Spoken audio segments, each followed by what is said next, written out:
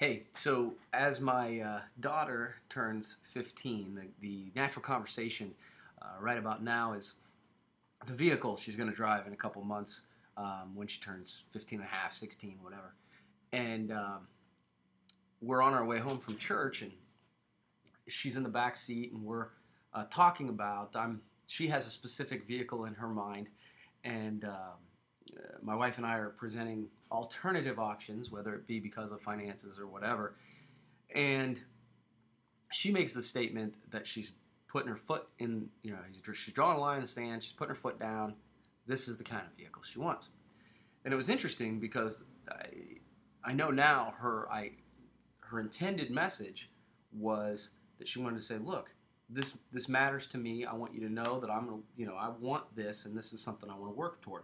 What my wife and I heard was, you need to buy me this kind of car.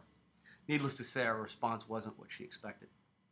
And so I felt like there was a lesson in there. Sometimes I think the message we intend to send isn't always the message that's received. I certainly think that's true when it comes to text messages and social media and email.